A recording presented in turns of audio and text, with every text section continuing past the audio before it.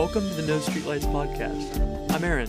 And I'm Tim. We'll be engaging in vulnerable conversations every Friday to shine a light on what we've been through, How it changed us, and what we learned. We want to encourage societal growth towards kindness through understanding. These conversations and the associated language can be triggering. Listen at your own discretion. But please reach out if we need to be doing something better. So, let's take a breath, relax, and be welcome.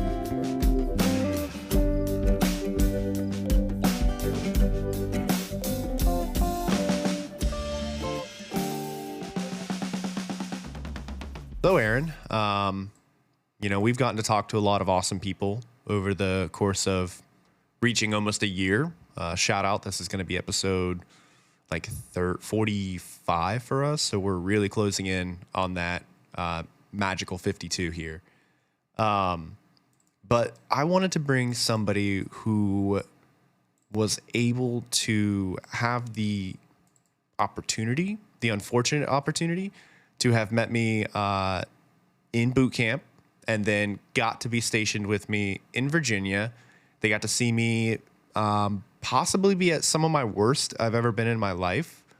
Definitely not a great leader in the military whatsoever, and I used yelling as my primary tool to communicate. So, my friend Maddy here, please give us a hello there, Maddy. Hello. Hello.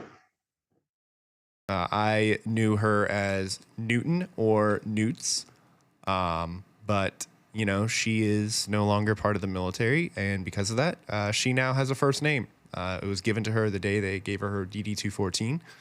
Congratulations to you, by the way, Maddy. Thank you. I feel honored, honestly. Yeah, I know. It's crazy actually hearing my first name for the first time in 8 years, basically. Oh my God. Been so long. It's been forever. But yeah, welcome. Thank you very much for coming on to this episode with us. I'm super excited to catch up. It's been 4-ish years since we last were able to talk, and your life has changed dramatically since then. And honestly, I want to hear your story. I want to hear what you've been up to, what you've been doing, and what was the start of it? Well, for a short recap, joined the military 2015, same as you, got out 2020, moved back home, lived there for about 3 months, moved to Georgia, did some dog training. Then I moved back home after 3 years in 2023, stayed at home in Oregon for about 6 months. And now I live in Utah with my boyfriend, and he's about to go to school, but I go to school. That's pretty much what I've been up to. Like a little short recap there for you. It's like the down and dirty. It's like what we would put on the back of your autobiography if we were. That's exactly right. That's exactly right. That's exactly what they'll put in my obituary when I die. Just that. And it'd be like a photo, but it would be like really blurred out and like horribly photoshopped. It would be from just because far away too, so you can hardly see who I am. Like the size of like an ant. Who even is that? What's that? That's how life goes. Yeah. Pretty much. It's all a matter of perspective. So I think I'll open this with the biggest question. What's your favorite ice cream? Oh man. And that's so difficult. And before I would say vanilla, but now I have grown to love pistachio almond. What a sinner. Yes, I know. What can I say? Okay, hold on, Aaron. Sinner. What, are you talking about sinner as in because she likes pistachio almond, or because she liked vanilla? The pistachio almond. Okay. Ice cream is certainly a sin. Oh, that's fair. A sin? Yeah.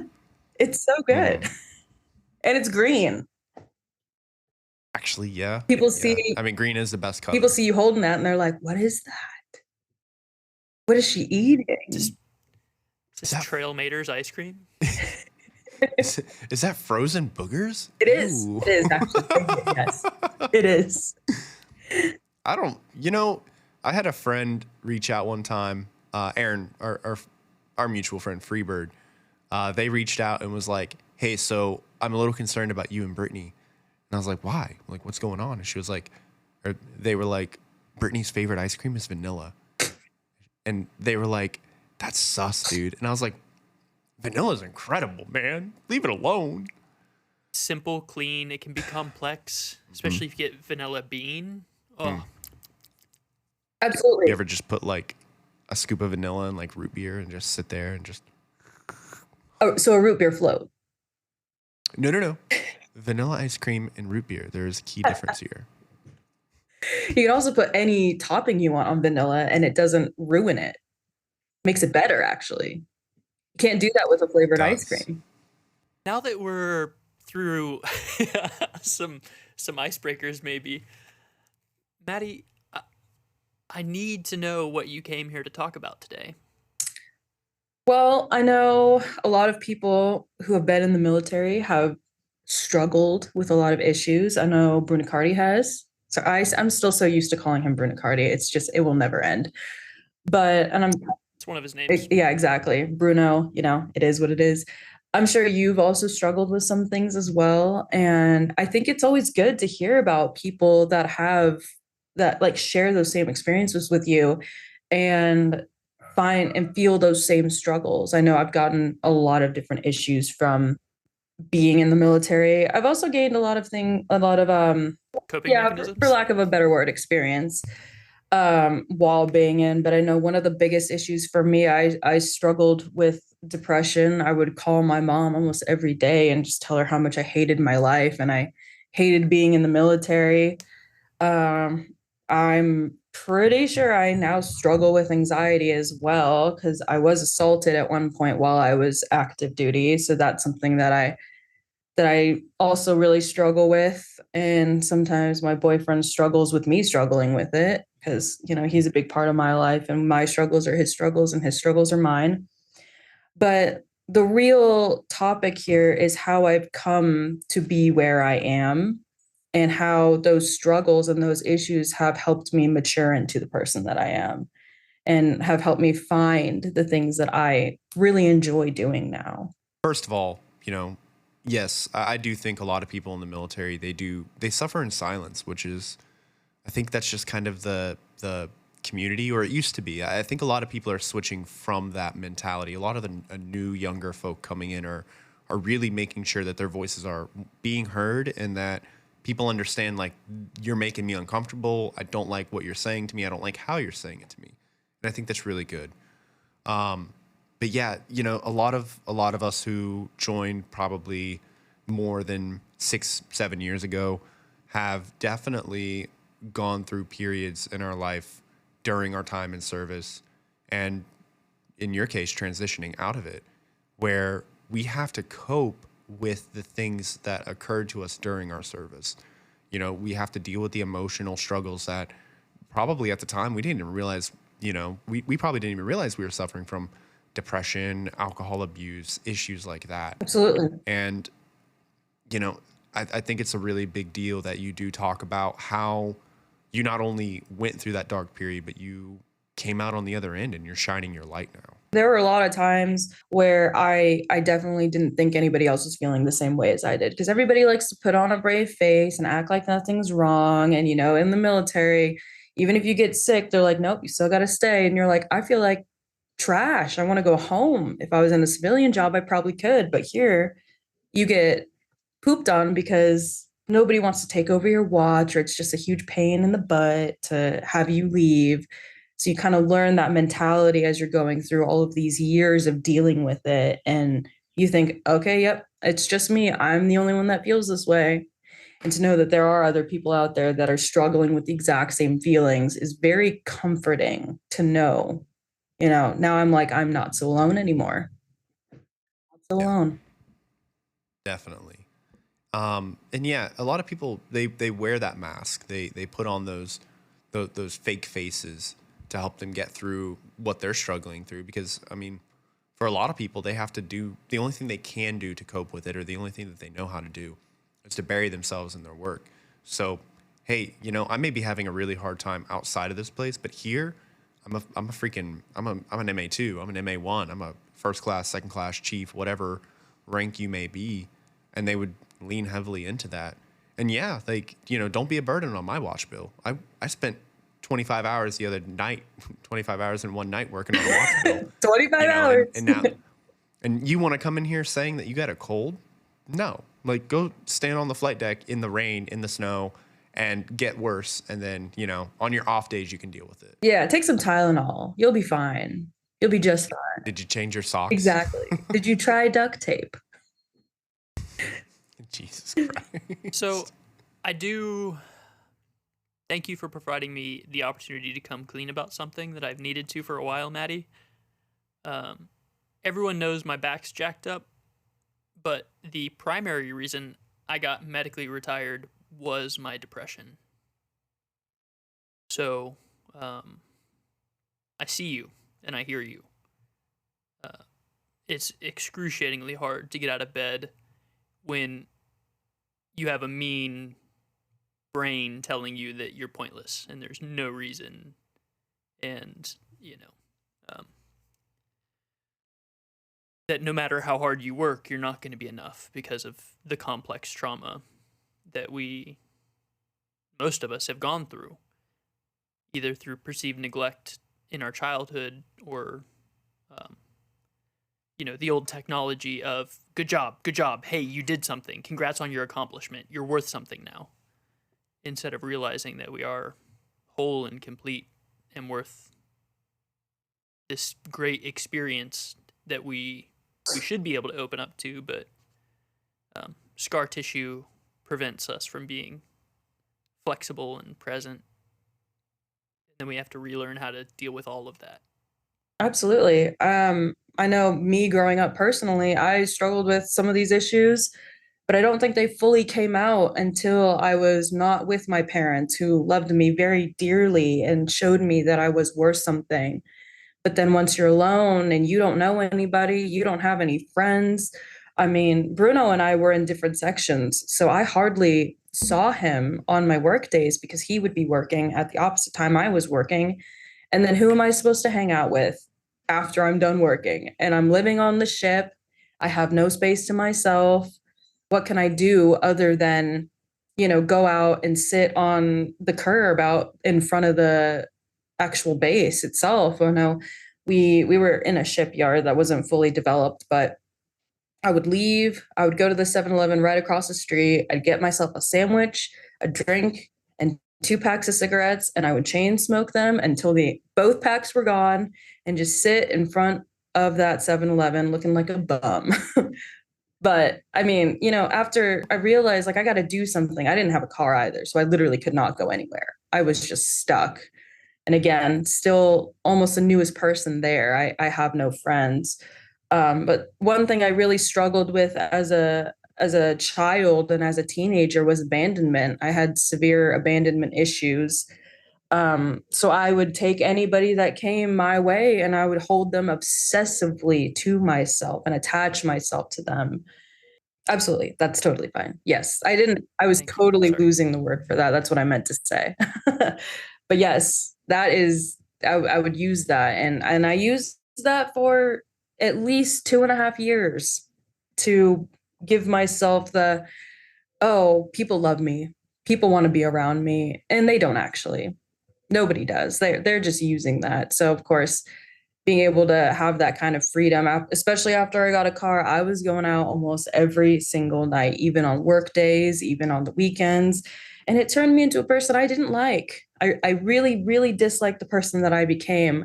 Intimacy to me became a chore after a while, especially after doing that for 2.5 years. Yes, 100%. It turned into a chore. So I had to find a new way to bring myself happiness instead of relying on other people like that to bring me temporary happiness.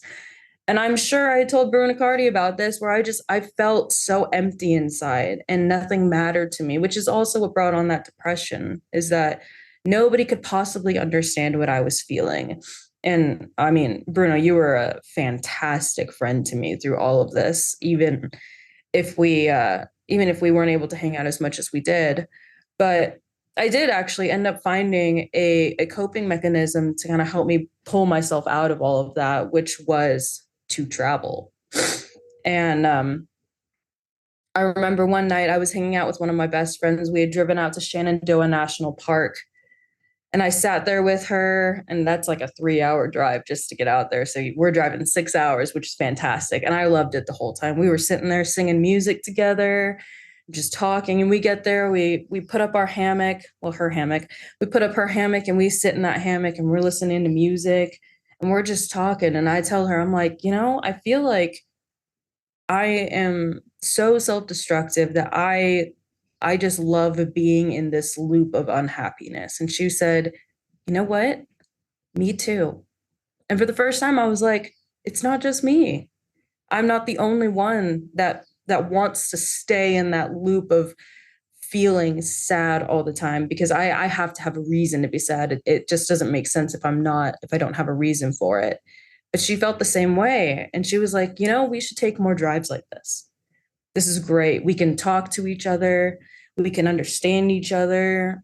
And that's what we did for almost the next year being in the military is we drove around and we talked and she became one of my closest friends. And that's after she left, I kept doing it and I loved it. I stopped all of my terrible behaviors and I became a better person, I feel, through all of that. I love that because you found that connection that I'm not going to say desperately, but that you were looking for. Like you found that connection. It wasn't probably not what you were expecting either. Not at all. And I mean, that's incredible because it's such like an innocuous moment, but it had such a major impact on how you wanted to continue your day-to-day life and how you wanted to push forward.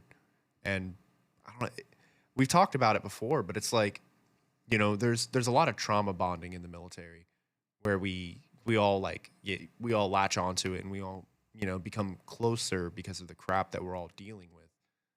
But like, I don't know. I think that's like the best version of trauma bonding, I guess I can put it, because it's like you guys were both feeling this really strong emotion and you two were able to talk it out and you connected through that and it had a impact on your life. Absolutely. And I believe without her, I probably would have continued in those really terrible, terrible behaviors with my life. And I probably would not be in the position that I am. And you're right, it was completely unexpected. I thought I was weird. I thought I was not going to be accepted. I took a huge risk telling her that because I thought to myself, who wants to stay in a terrible habit? Who wants to be sad? Growing up for me, that is what I assumed love was constantly feeling abandoned, constantly feeling hurt, constantly feeling worthless and empty inside. And to hear somebody else say that finally kind of brought me to this realization of, okay, there is something better out there that I can grab onto and use that to pull me out of this. Well, you really, personally, in my own experience, it seems like if we hold on to that, at least we have something. Yes. At least, at least I can say I've got this deep sadness that never leaves. It's always here, so I need to cling to it. But then once we are able to vocalize it, that takes a lot of the power away from it. Even most of my friends, when they're in an unhealthy relationship, when they start talking about it, that's when they can get some perspective and say, I am in this relationship with this massive depression, but as long as I keep it secret, it's going to grow. Whenever I open up, I can see it for what it is, and I can kind of take some of this power away from it. Absolutely. That's definitely what happened to me. I mean, after my friend left, I did end up getting into a relationship with a man that was the worst. And Bruno knows him, literally the worst. I could not believe how terrible this relationship was. We were in it for 2 years, mostly on and off, but I thought he loved me because he treated me so terribly. He treated me exactly how I thought love should have been. I was constantly sad. I was constantly worrying. And all of that, coming from childhood, coming from being in the military, coming from those intimacy issues that I'd had previously, I was like, this is it. This is perfect. This is what I need because, like you said, I have something. I have someone who is talking to me. I have somebody to share these things with, even if it's not the greatest. I mean, I had friends offering to pay me money to break up with him. That is how bad he was. And I would not do it. I should have. But looking back at it in retrospect, I mean, I'm now realizing how terrible that relationship was. And it wasn't just him, it was me too. I know that now, looking back at it, that us together was just butting heads constantly. And it was an extremely toxic relationship. But I did learn from it and I moved on from it. And I went back to those ways that I loved, which was to travel around and to see things and to enjoy my life for what it actually was. I think it's a massive sign of emotional maturity and growth that comes from being able to look at a bad situation that you used to be in and just say to yourself like, that was bad. He was a problem. I was a problem. We both were fuel and fire. It's just going to keep growing, and it's not great for us. Absolutely. It's a lot of emotional maturity and a lot of growth there. And I'm really wondering too, because your conversation with your friend in your hammock, um, is that a contributing factor to why you decided to get out of the military? Like, did that kind of help alter your perspective of like, I need to change not just what I'm doing, but I need to change my life in general? I don't think at that time I would have realized that that was something that needed to happen. I think um, kind of throughout the years of really thinking about that conversation and meeting again also other people who have also felt that way, um, and continuing to do that one thing that I loved, which was to drive around, even though it was a massive waste of gas, it was worth it because my mental health skyrocketed. I I felt better. I lived better. And if I wasn't spending money on other things that probably weren't the best, like alcohol or I mean even drugs sometimes, because we all know that's what you do in the military. There's nothing else to do. Um, I was spending all of my money on gas and on buying drinks and food on those trips that I would go on. And then realizing like I this is what I want to do. I want to go out. I want to explore. I want to see things. I want to feel this feeling of I'm better than what I was kind of pushed me to get out. Absolutely. Because then I started realizing the military is not all that it is. Yes, you get your housing paid for. Yes, you get school, but is that worth your mental health? No, it nothing is ever worth your mental health. And I think that's also why a lot of people don't really want to work jobs that are really terrible because it's not worth the mental health. I don't really like my job right now, but I mean, it gets the bills paid, but it's not so bad that I want to, kill myself, I guess, for lack of a better term. I can make it through it. I can persevere. I can come home to a man who loves me very much and think, yeah, we can be better. And I have a better way of coping with all of these things as well. I want you to repeat that one line about people don't want to work jobs that are ruining their mental health, because I feel like there's some people in the back that really need to hear that, mostly the older folk. And I say that because, the way the world is working right now, I don't want to dig too deep into this. I'm kind of emphasizing this because I full heartedly believe it, but aren't being sold the same crap that they were 30 years ago. It used to be you get an entry level job at McDonald's, you work a job you hate for 5 years until you eventually work your way up and get a job at, the mall or some other retail location.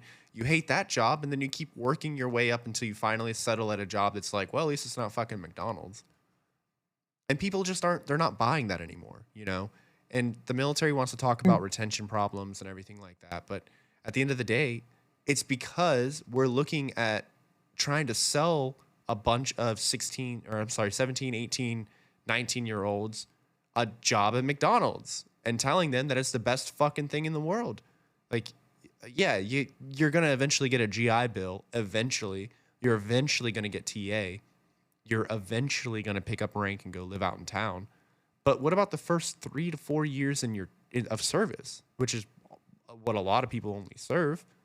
You know, they're not gonna stick it out to get to those benefits, and those benefits don't even really make it up.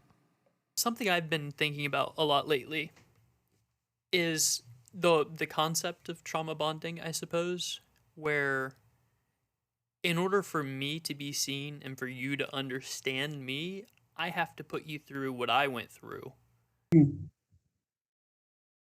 And if you haven't gone through it, there's no way you could understand what I am, who I am, where I am. And it's simply not true. We all have the same core. We all have the same needs. We all have the same thoughts and feelings. Whenever I said my depression makes me feel pointless, everyone in the room and everyone listening understands exactly what I mean by that. Everyone's experienced that. So you don't have to eat gravel to understand having chipped teeth. Absolutely. Absolutely. And I think I still struggle with that because I know in my current relationship, I feel the need to express how I have felt in the past. And this is why I act the way I act now. And he's telling me, you don't have to explain yourself. I understand. I understand and I still love you regardless of the ways that you act. Even if sometimes it's not the best, I'm still going to love you. And I struggle with that every single day, telling myself, oh no, he has to understand. He has to see it from my point of view. He has to, or he will never understand why I am the way I am, which is simply not true. That's definitely a very healthy thing on your boyfriend's side, because the fact that he is so understanding and just accepting of who you are, regardless of, you know, whatever you got going on or have had going on before in the past, it's a massive act of love. And I think love is a very selfless thing where you accept somebody regardless of, as people would say, their baggage, you know. And that's a huge positive in your life. That's a dramatic shift from what you were talking about with during your time in service, you know. Absolutely. Absolutely. And so I want to ask you a question real quick, Maddy. Do you remember, it probably happened multiple times during our time in Virginia, but do you remember a lot of people in training always talking about how we're just numbers and that we're easily replaceable? Anytime we'd ever talk about like a bomb or something going off, it'd be like, well, if you die, you're just a number. You can be replaced. Yes. It Just such a terrible mindset. I know, right? Dehumanizing. Oh my God. Absolutely. Aaron said it best just a couple of minutes ago, but it's like every single one of us in that room hearing that are feeling like we don't matter, you know? And that's definitely feeding into this depression and anxiety and issues that we've all gathered during our times in service. You're literally being told that you don't freaking matter, man. And now a lot of that is projection. Oh, go ahead. Yeah, absolutely. Yeah. It's I feel like I don't matter, so why the hell would you? Yeah. And now I'm thinking to myself, wow, my chain of command doesn't care about me. They don't care about me. They don't care about the guy next to me. They don't care about the guy next to them. They don't care about anybody. As long as they're getting their promotion, as long as they're getting what they need, that is all that matters. We are just numbers. Okay, this person left. Great. We're just going to get another sailor in and we're going to mold them into what we want them to be. Hopefully, if they're willing to be molded. Mold, I don't know the word. Molding. Yes. Like mold on the wall. And it makes me sad whenever you said that too, because it makes me immediately think of like if I were you, right, sitting there and my friend that I got to have that moment with on that hammock that I finally felt that connection, and I sit there and I realize that they don't look at them as a person as well. That'd be fucking soul crushing to me. Yeah. And that's another thing with the military is moving to different bases, getting new orders. I'm not guaranteed that friend that I made when I first joined in for my entire career, even though they are somebody that I have now shared my soul with. I've shared my whole person and being with. And once they leave, which is exactly what happened, she ended up leaving and going on deployment for 9 months. And I didn't get to talk with her for such a long time. And she was kind of my person that I leaned on for such a long time. And I was her person that she leaned on. And now we have to go and make brand new connections with people who may or may not understand what we're going through, because new people in the military haven't had that feeling of just being a number quite yet. It's not the same as somebody who's been in for 3 or 4 years and you've made that connection and you've been with that person for so long. And now I'm like, okay, well, how do I even bring this up to somebody new? What if they judge me? What if they dislike me because of this? That's it's a really just terrible, terrible feeling. So I hear you process a lot of these feelings with travel and driving. So what does that really do for you? For me, all of that driving, well, for one, like I've said earlier, it got me out of those really terrible behaviors, those aggressively bad behaviors that I was participating in for a little while. Um, but that the feeling I invoke from driving and being in my car, which is my safe space, and it still is to this day, my safe space, is I get that feeling of nostalgia. I Every time I'm in my car and I'm listening to some good music, I think back to that time when I first did it with my friend. And I'm like, yeah, there's still people out there. She's still out there. She's living her best life now. I'm still friends with her.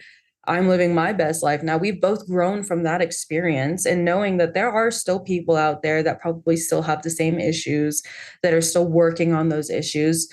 But it's also feeling like my life is my life.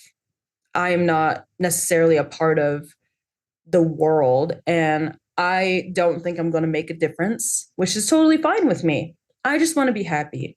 I don't have to strive to be anything amazingly great. I don't need to be a celebrity. I just want to enjoy all of the little things in life. And a lot of the places that I end up driving to usually consist of mountain ranges or really big forested areas. And when I stand there and I look out and I see these massive, massive mountains, I think I'm so small. I'm just a tiny little fleck of a human in this giant universe. And I only need to worry about myself. That's all I need to worry about. I can live the life I want. I don't have to conform to anyone's ideologies of how people should live. I can be just me and I can be happy with that, regardless of what I'm doing. I don't have to make money. I mean, I have to make money, but I don't have to make a ton of money to be happy. People say money doesn't buy happiness. I just want to be able to be debt free, give my dogs the life they deserve, and live in a cottage off the grid, grow all my own plants and all my own food. And that makes me happy. And before I might have said like I want to live in society, and now I'm like, no, I'm gonna live in Alaska. I'm gonna just enjoy my life. I'm gonna enjoy it.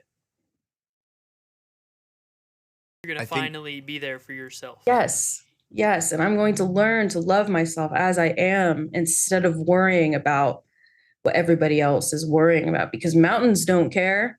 Mountains are beautiful and they have been carved into this earth. Well, I guess out of the earth.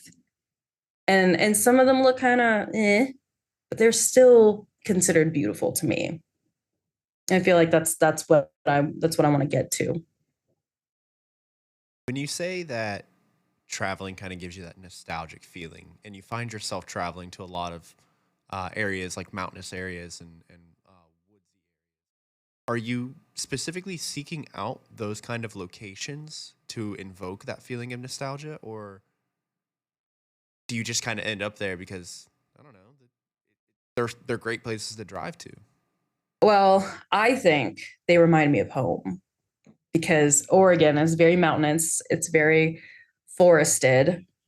And I love the feeling of Oregon. It's really the only place that I've ever actually felt at home, regardless of, having my boyfriend who also feels like home. But I am not as happy as I thought I would be living in Utah, regardless of the mountains being here. It still does invoke that feeling of nostalgia. But Oregon is really, truly the place that feels the most homely to me. And I feel like I would be the happiest, regardless if I had a really bad job, if I couldn't afford a really nice house or a yard for my dogs, I would still feel very homely because that is where I grew up. That is where I made really good connections with some really good people. It's where my parents are.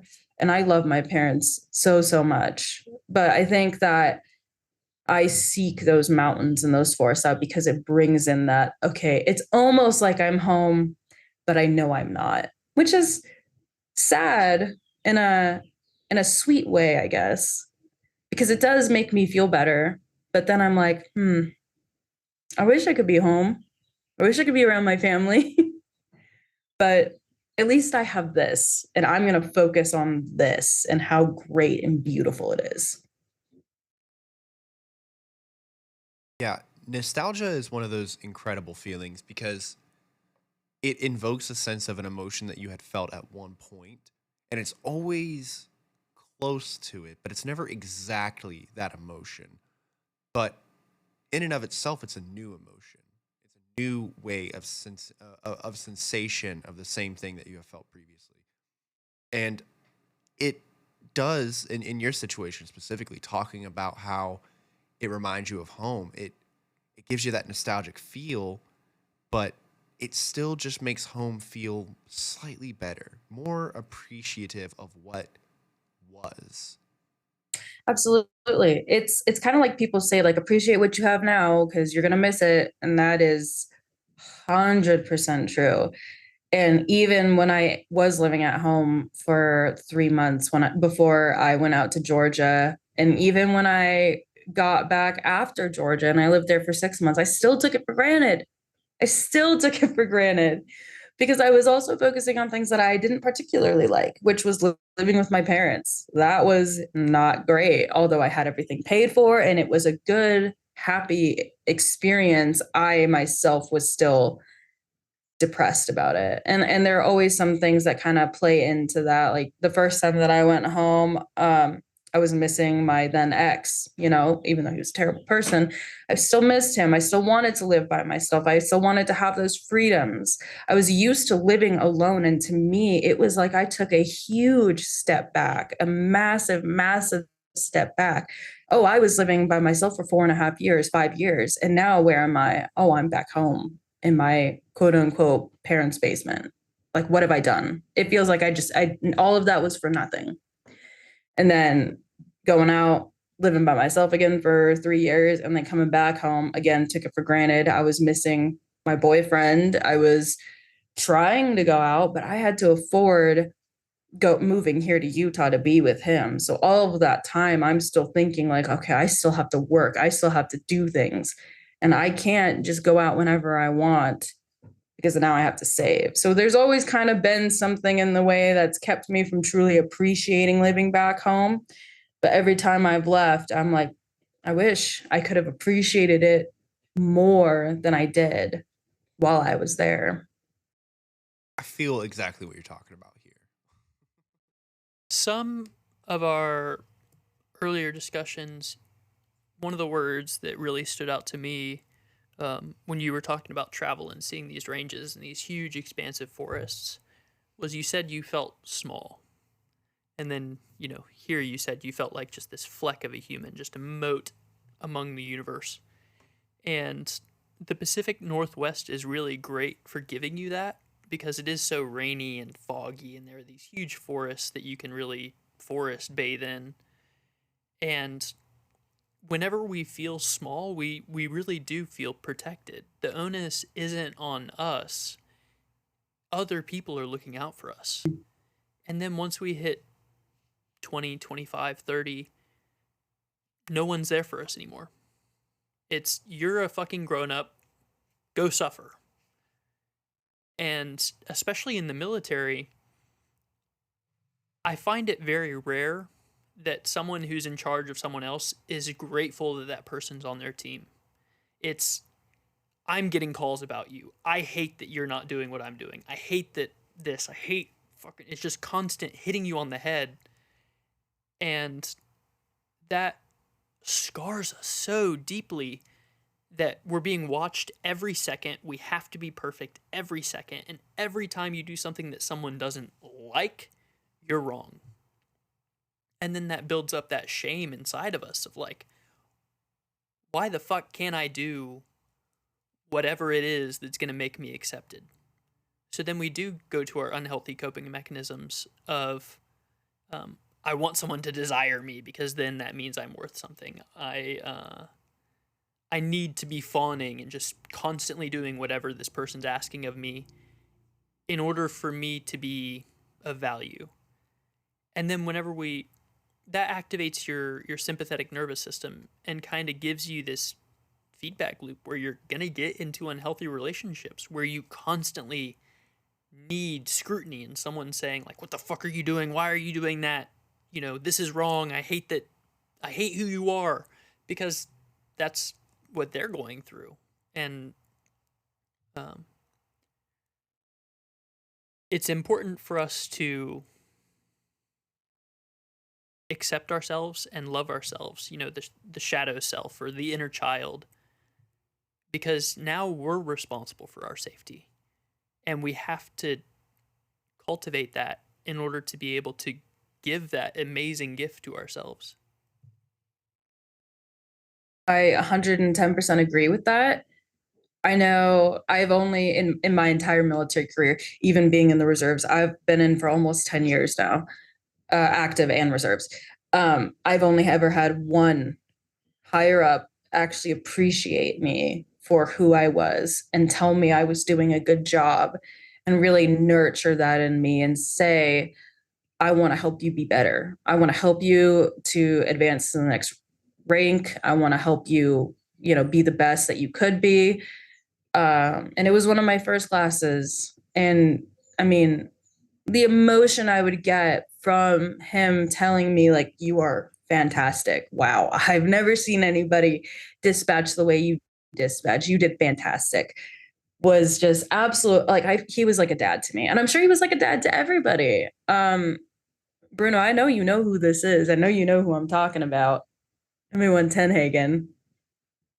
Oh my God, the sea fox himself, the silver fox. The best individual. And he wasn't like any of their first classes. Most first classes are worried about themselves. They're worried about, oh, am I going to get my team to perform the way I want them to perform? And if they don't, oh boy, let me tell you, they're in for a rude awakening, And MA1 over here is just like, you guys do your best. Be your best. I mean, his pep talks were on point. And when you didn't do something that he really appreciated, or if everybody was just kind of messing up, he wouldn't even yell at you. He would tell you how disappointed he was. And you just felt like your soul was being crushed and you wanted to be better, as opposed to being screamed at and yelled at by all the other first classes and chiefs, where you're like, I don't care what you think. You don't even respect me. Why should I respect you? At MA1, you're like, oh, I have to be better. I have to be. I want him to be proud of me. He's like the dad I never had. He's like the dad any of us never had. That he truly did make my military experience so much better than it could have been. And without him, I don't even know where I would be at, because I would have hated myself, probably would have not made it as far as I've made it, because everybody's just beating down on you and just telling you, like you said earlier, how worthless you are. And I've definitely had those experiences just like everybody else. I very specifically remember one of our master chiefs at the very end of my contract. I was trying to figure out if I wanted to stay in or if I wanted to get out. And this really solidified everything for me on getting out, because I was thinking about staying in. It truly was, because I wanted to try another command and see if maybe it would be better, just like a lot of people do. And I was at the clearing barrel, and our master chief came up to us, and he was like, so I hear you're thinking about leaving the military. And I like to think I was a pretty good sailor. I was top-notch dispatcher. I was making rank. I was being just overall a decent sailor, I guess. I knew my shit. I knew everything I needed to do, and I persevered into being a better person. But I said, yeah, I'm thinking about either maybe being a neurologist or going to veterinarian school. And he said to me, do you really think you could do that? Because it doesn't really seem like you could. And I was like, who says that to somebody? Who tears them down so fast to make them feel like, oh, can I do that? And he said, you will never get the same experiences that you're getting right now in the military. You'll never be better than what you are right now. We can make you even better if you stay in. And I was like, no, I don't think you can. Oh my God. Okay. I'm so glad that we know don't give up the ship. Because he constantly says, fuck you guys, you're not better than anyone. You're still a sailor. Be there for other sailors. And that Master Chief, I want to knife hand him right now. He's projecting his fucking doubt. The military is the only thing that he's ever known, he or she or they or whatever. It doesn't matter the gender of the person. This Master Chief, that's all they've ever known and the only thing that ever reinforced you're enough. And they were saying, if you get out, you won't have this reinforcement. We're the only ones that can give it to you. And I feel like that's a fucking disease in a lot of the khaki communities of like, if I'm not there for you, no one's going to fucking be there for you. And if I can't make it without this organization, there's no fucking way you can do anything with your life. So that's 100% projecting. And I want to have a conversation with this person to let them know they are enough. They don't need the military. He was just honestly just a terrible, terrible Master Chief. I don't know how he is as a person, and I won't judge him how he is for a person based on his Master Chief experiences and how I experienced him as a Master Chief. But I mean, just to say that to somebody and just to crush their spirits and their wants and needs is just a terrible thing to do as a person. I would never tell somebody that they couldn't do something. If Bruno told me he wanted to go out and do heart surgery, I'd say go for it. Have fun. Hell yeah. You might I'll have get some out. issues. You might want to go study. You might want to go to school. But yeah. Years and years of alcohol abuse have ruined my ability to do any kind of But I would never crush somebody's spirits like that. That is a terrible thing to do to somebody, especially after having it done to you. I would never want that for somebody else. No, that blows my freaking mind. I mean, I know who you're talking about, and it doesn't surprise me that they said that, but it is disgusting that they said that because, oh my God, man, like the military, don't get me wrong, there's a lot of great opportunities in it, but it's not the end all be all. It works for some people and it doesn't work for some people. That's why you can get out of the military for failure to adapt because it's not for fucking everybody. And that's got to be okay. You have to accept that whether you're an E1 or an O10, you know, everywhere in between, they have to understand that there's going to be people who have joined the military. It's not for them. They're going to get out and they're going to go do something else in the world. You know, being in the Navy, being in the Army, Marines, what's the other one? The fourth one. Wall Street? Yeah, Wall Street. You know, being in those branches, being in service, the DoD or the DOH, it doesn't make you. It doesn't make you be a better person.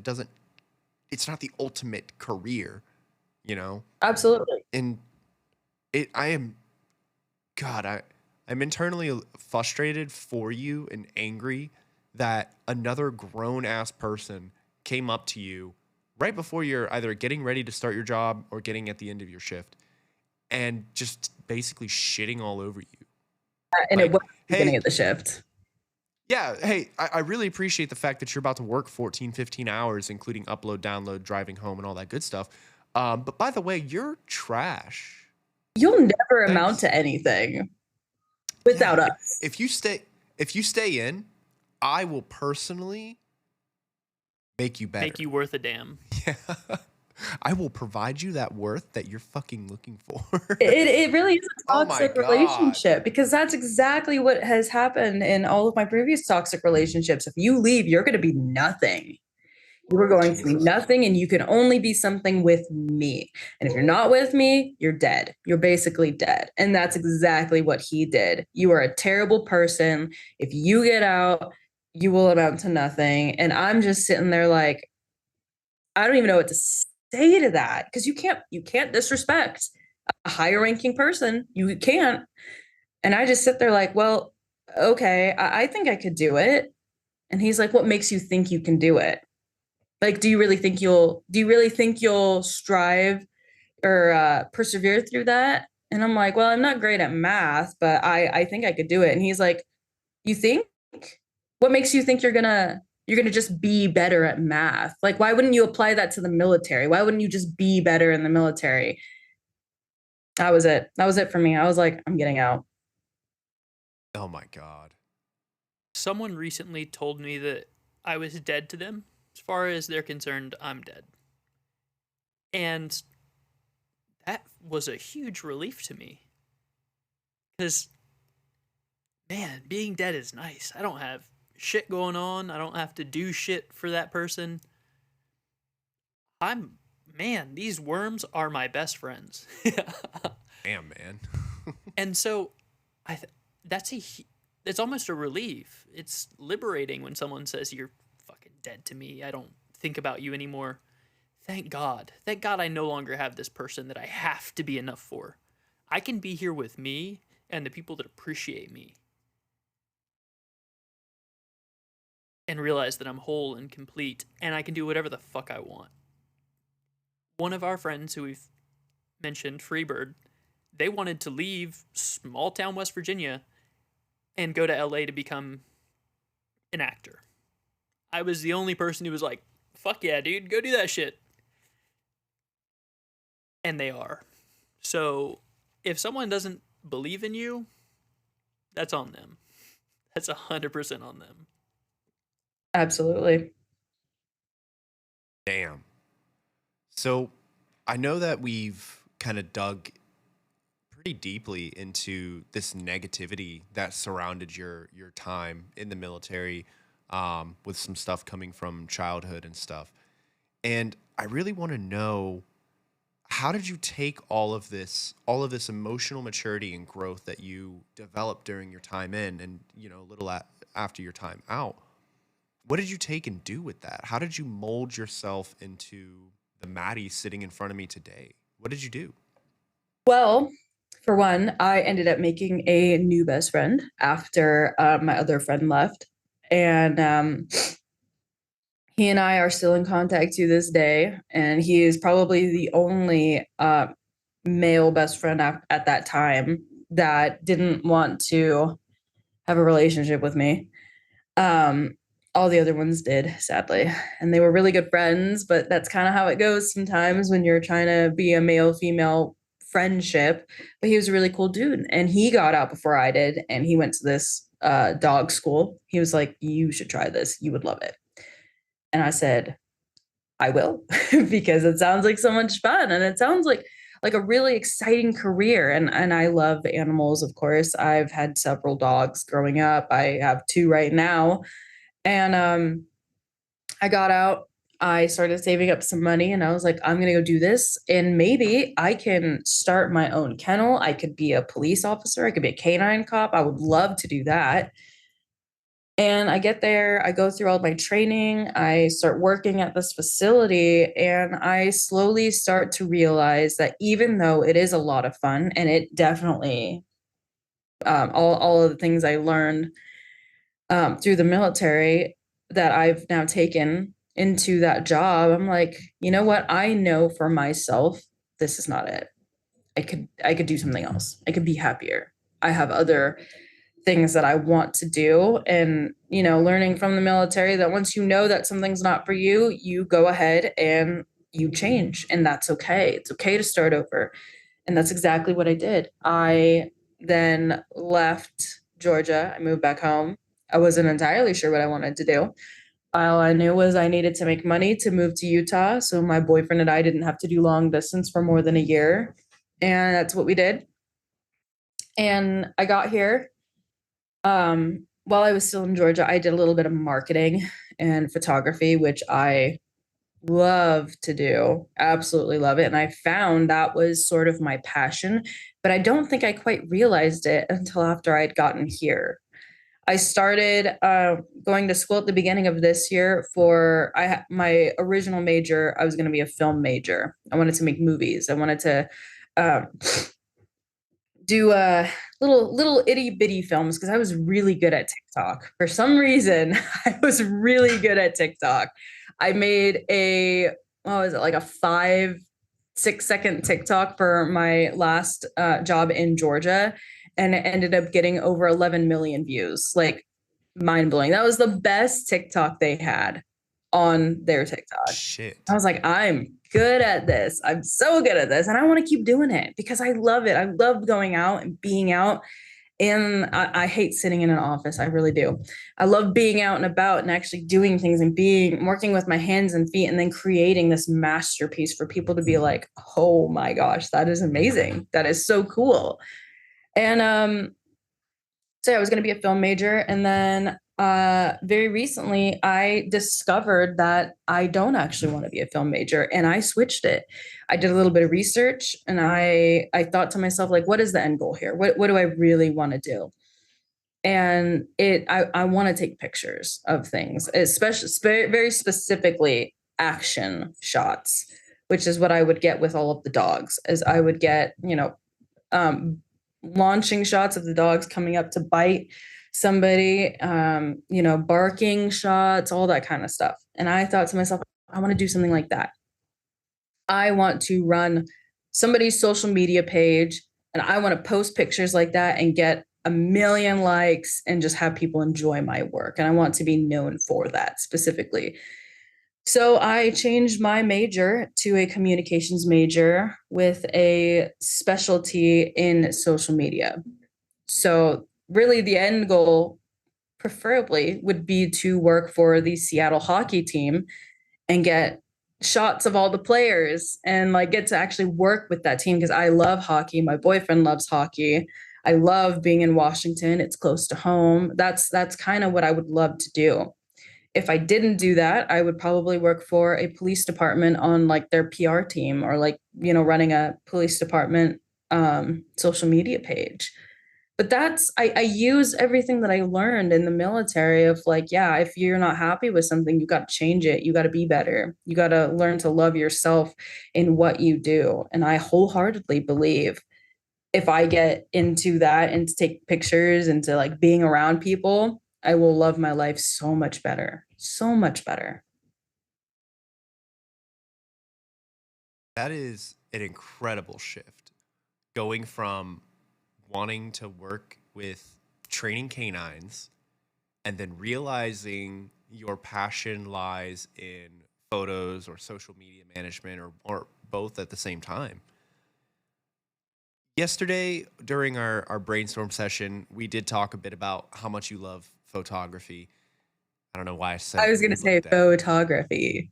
Photography. Yesterday we did talk yesterday about how much you love photography, and one of the things that kind of struck me during that conversation was photography is one of those things where you get to capture a moment in time, and people who weren't able to experience it or who weren't there to see it happen or whatever, you get to share that moment with people. That's beautiful. That's an incredible and lucrative career to get yourself in. And another thing about that is you're sharing moments that people don't get to see. Drawing the eye to something that people aren't going to look at, especially with canines. When a dog is barking or launching for a bite, people have so I mean, it stimulates the survival state in the brain. So they're not really present. They're in their fear, or they're in their anxiety, or they're in their, yeah, get them, mob mentality stuff. So it's amazing that you're saying, like, look, if you're present, if you're here, you're going to see these things. You get these moments that, as you said yesterday, the spit flying out of the mouth when a dog barks, which a lot of people hear that bark and they're going to flinch and, pull in. And you're saying, no, like, look, this is still an amazing thing that's happening. And Tim said it very well, that it's incredible that you were able to be honest with yourself and say, this ain't it. And not being afraid to start again, because so many people, I've been in this relationship for 2 years. If I leave that investment, it's a logical fallacy. I made this decision. If I don't go through with it, I'm a failure because I, didn't complete what it, and that's bullshit. Yeah. Every second you have to be like, what do I need to be doing right now? What is in my heart? What's going to fill me up? And not being afraid to pursue that. So congratulations, Maddy. And thank you, because holy shit, that's hard. It is. And I honestly thought that because I used my GI Bill on my canine school, and I was like, damn, if I don't do this, I will have wasted all that time, all that energy. But I didn't, because I got something out of it. And I think anybody that starts over, you get something out of whatever you think was a waste of time, or you thought, oh, I wanted to do this, and you're like, I don't want to do it anymore. You still get something out of that. You learn that you didn't like that said thing as much as you thought you did. And it's the same thing in any failed relationship. You learn, okay, I did not like this about that person. I don't want that in my next relationship. I don't want to constantly be walking on eggshells in my next relationship. But I did like the fact that they would reassure me. They gave me some sort of reassurance, even if it was just a little tiny bit, like once every month or whatever. I like that. I like that part about that. And I want more of that. I want to take that into my next relationship. I want to give that person reassurance, and I want them to give me reassurance. I didn't like working with dogs. That's okay. I know that now. But I did like taking pictures of them. So I'm going to hone in on that and turn that into something now. Incredible. Just it's so weird that these little moments, because it's been repeated through your story, but it's always the small moments that have altered your life and shifted. And I don't know. It makes you have to sit there and appreciate the little things, because sometimes those little things are not so little. They're quite a bit bigger and have a much larger impact than you expect. Absolutely. Absolutely. Same thing with being small in these big atmospheric areas. Very small, but I feel better. I don't think we recorded it, but at the start of our conversation, when we were just kind of goofing around and talking about your autobiography and how the photo of you would be you from a distance, it's incredible how that actually like really does circle in and be like, that would be the photo on your autobiography. It would be a photo of you from far away. It'd be mostly space and just a tiny you. Yes. God, that's incredible. It's just perfect circle. Absolutely. Something I've been thinking on lately is us putting a name on something and defining it really limits it. It says these are the parameters. This is only inside this circle and nothing else. I've been thinking about that insofar as like deity or the higher power or whatever. Just saying God or the Lord, that puts shit in people's head already. And a lot of that is going to be traumatic because humans are so deeply flawed. But even with ourselves, people think they know me. People think they know Tim. People think they know Maddy. But how could you possibly say this is who this person is? Because we're infinite. There is no limit. Every second we're a process. It's in flux. If you knew me literally at 105, it's 108 on our recording now, I'm a totally different person. And recognizing that accepting that, letting go of the past, and just saying, it's good to see you. I'm glad you're here. What's going on? How can I help you? What do we need to be driving towards? Um, that's the way.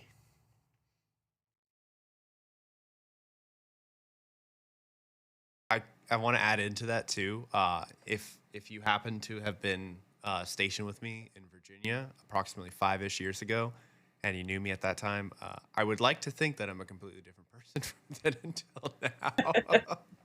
Hopefully, I don't know. At least a little bit of maturity. Shut up, Siri. At least a little bit of emotional growth. But yeah, no, Maddy, hearing your story and hearing what you've gone through, talking about your Shawshank Mile, and then being the star, the light shining out there in the void now that you are. There's only one word I can use to describe it, how I feel. Sort of. And that's gobsmacked. I knew it. I knew you were going to say that. I'm glad you got it in. But Yes, it made its way, baby. And I want to point out something real quick to you too, Maddy. And as soon as I read this, Aaron, I assume you're the one who edited this. The tentative name for the episode, As I Am. And I don't know why, but the moment I saw that, I was like, holy fuck. That is a phenomenal name for your episode. I love it. I absolutely love it. That's something you said halfway through, and I was like, That's it. yep, that's That's her. As I Am. Holy As I shit. Am. That's good. I Well- really do love that. I think before we go ahead and close out this episode, Maddy, is there anything else that you want to tell us about? Anything that, we haven't got to, or anything that's just kind of you're so excited to talk about it and you just want to tell us? What do you know? Tell me. Where are the other drugs going? Oh my gosh. I don't really think so. I guess one thing that's kind of been on my mind a little bit lately, and I won't delve too deep into it, but Bruno, I think I'm adopted. And he's like, "What? Are you?" Who would take this one? I don't think I knew that. Oh, well, I am adopted. I'm sure I told you at some point. You probably just forgot because you're kind of dumb. He's like, I am. I'm glad somebody here said it. You were killing brain cells aggressively at that time in your life. Yeah, I was drinking like a fifth of He vodka. I was having problems, man. But yeah, I was adopted when I was 3 years old. But I actually got in contact with my birth mother very recently, which is a very weird experience.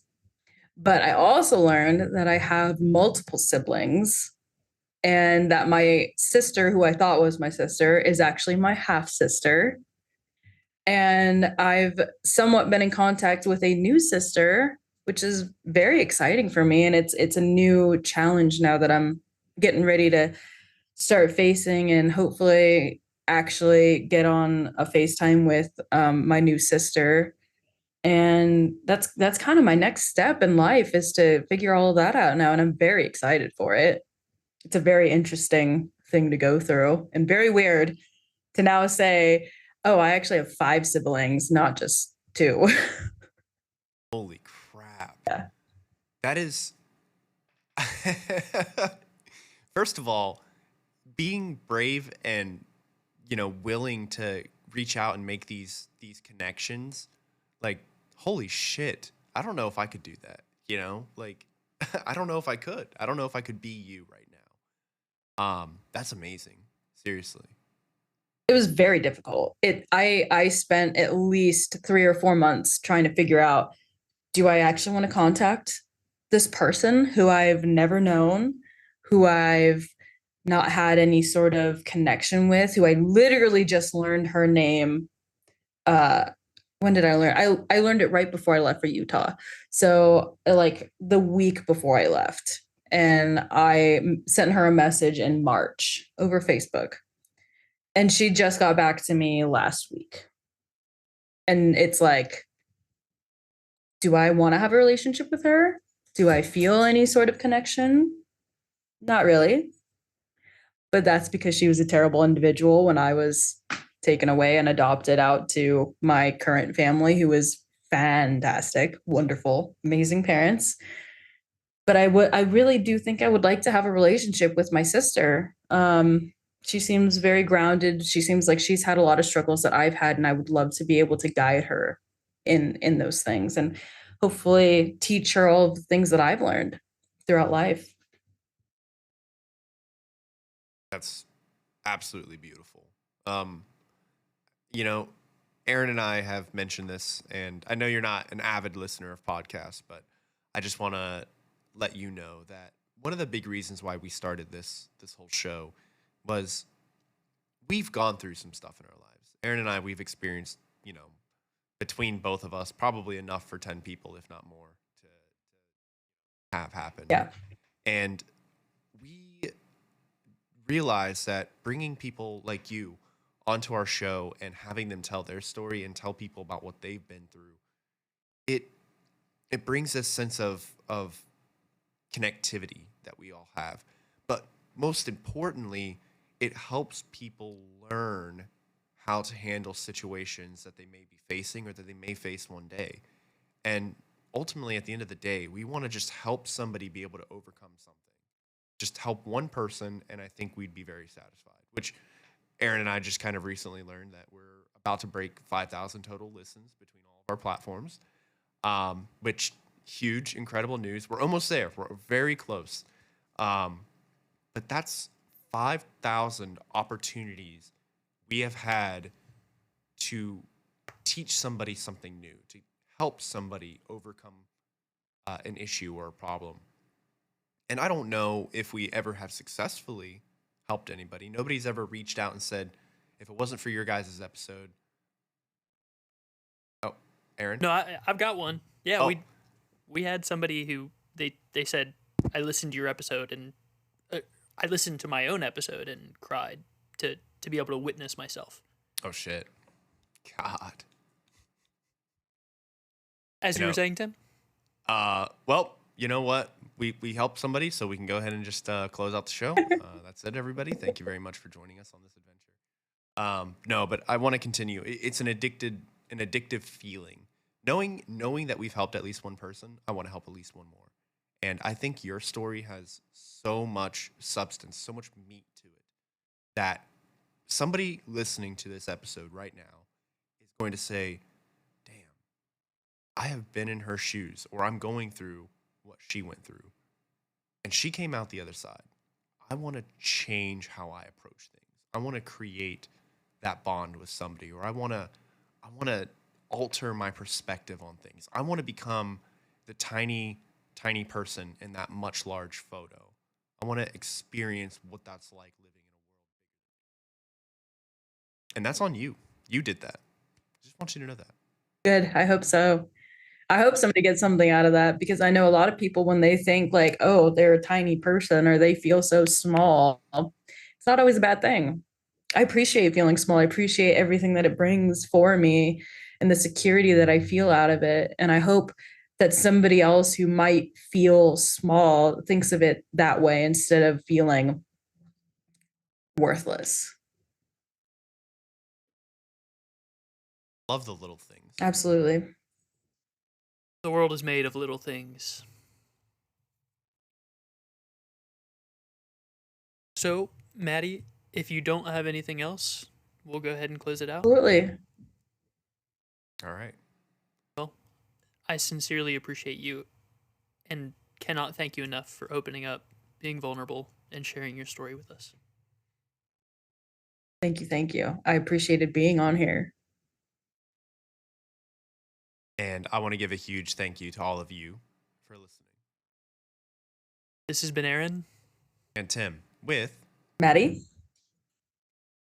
Massive shout out to Hyland Markle for the original music. Share this episode with somebody who could benefit from it. Let us know what you want to hear our take on. or message us to do a collab. All pertinent links can be found in the episode description. Be good to yourselves and each other. We love you. Legal disclaimer for you. Our podcast is for entertainment purposes and cannot be substituted for professional medical advice. If you need help now, please call 911 or 988 for immediate intervention.